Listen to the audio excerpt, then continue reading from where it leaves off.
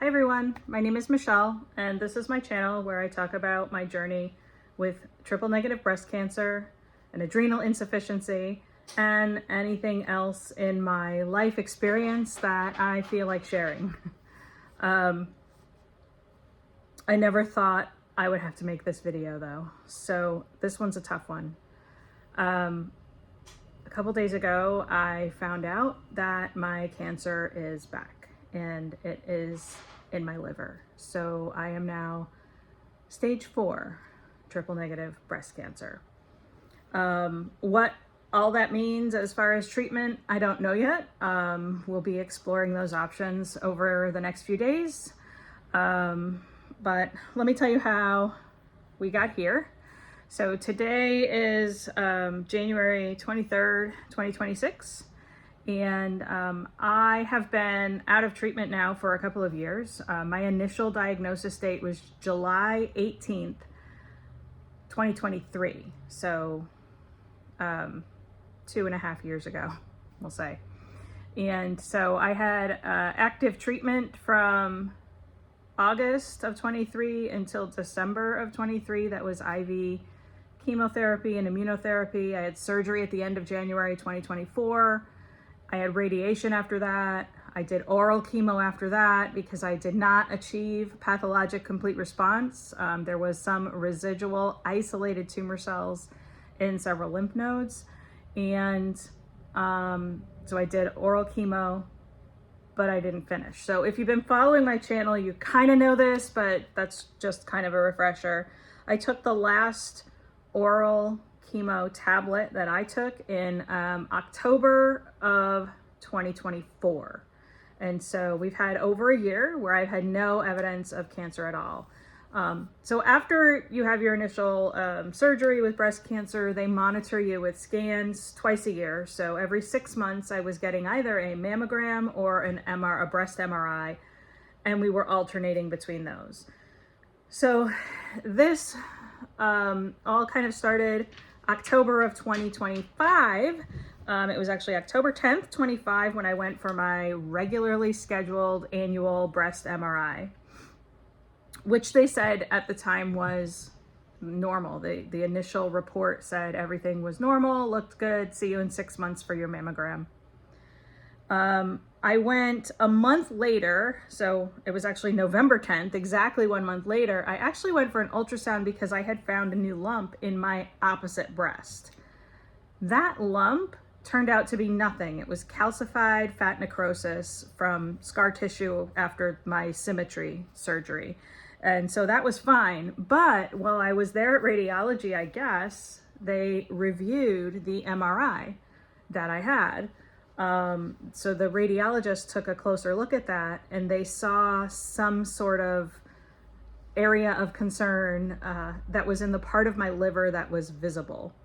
And they sent me for a follow-up abdominal MRI so they could take a look at the whole liver.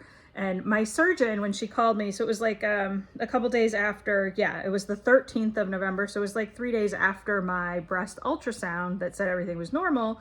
And she said, there was an addendum that they posted after this appointment that said, there is something that we want to take a closer look at in the liver. She said, this is very common. They can't see the liver in the breast MRI. It really just shows the breasts. So we're going to send you for an abdominal MRI and get that checked out. But, you know, it's never anything. Don't worry about it. And it wasn't really, didn't seem to be an urgency to check that. When they scheduled that for, it was like a month later. So it was December 10th. Everything's happening on the 10th of the months. December 10th, I had the abdominal MRI.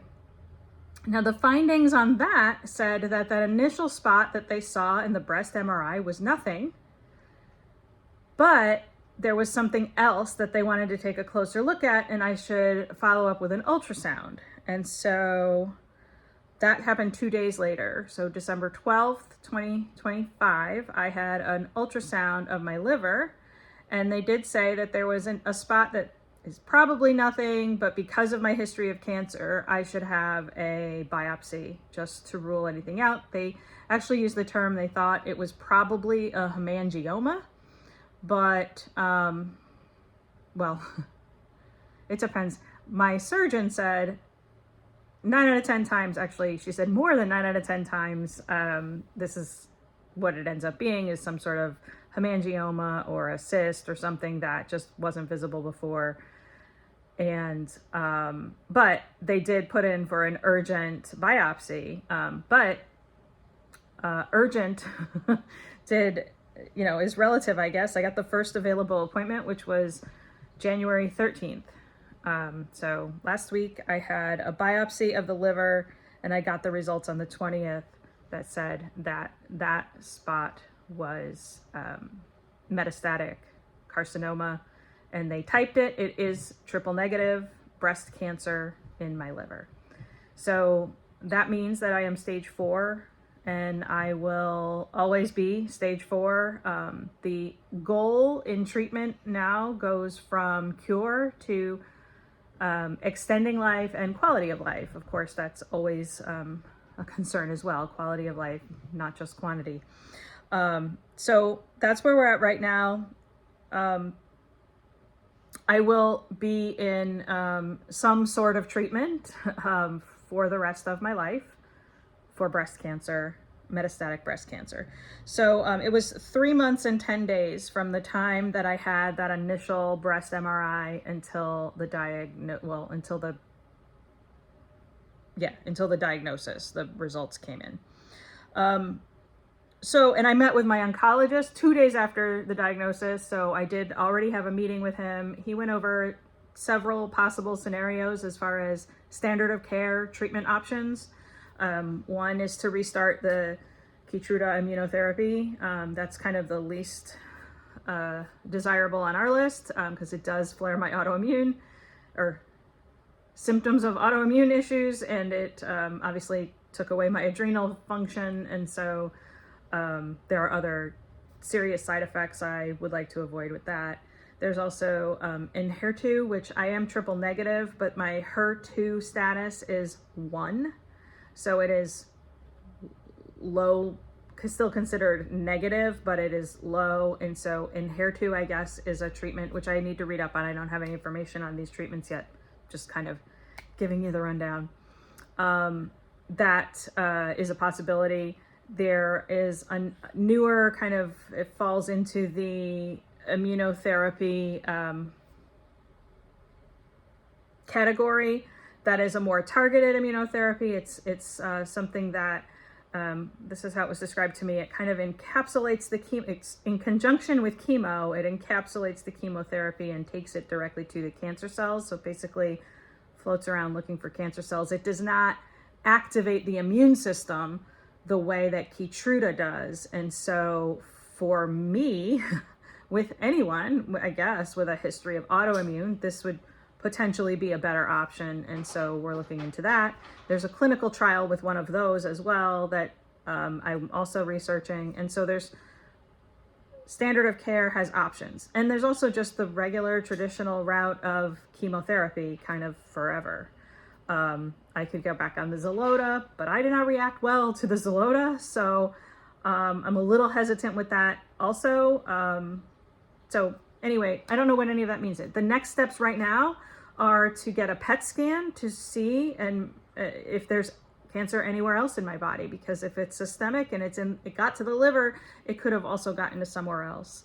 Breast cancer usually goes to the liver, bones, brain, or lungs. That's the typical pattern. So they're going to be checking that out, and that's next Wednesday. So today's Friday. On this next Wednesday, I will be getting a PET scan to see if there's any other cancer in my body.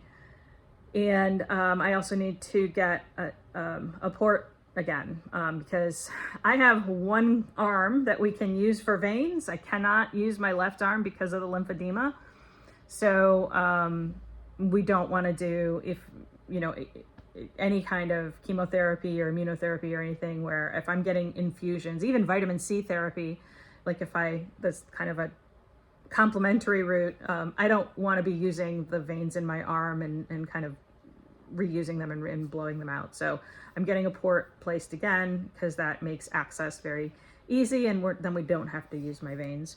And so that's the other side of it. Of course, I am always still looking at things from a holistic approach where I want to attack the cancer from all sides. So I'm researching all of those alternatives as well. I actually opened my pathology report with my naturopath.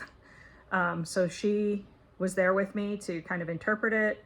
And she's awesome. And we already tweaked some of my supplements a little bit, going upping the modified citrus pectin. That's good for cancer and kind of inhibiting metastases. It's also good for detoxing the liver. So, and then everything else, all the other supplements, I'm sure we will be revisiting on a regular basis now, just to see what helps me feel better, what doesn't, and that kind of stuff. And then even my oncologist said to look into things like turkey tail mushrooms and stuff. So I'll be researching all of that as well.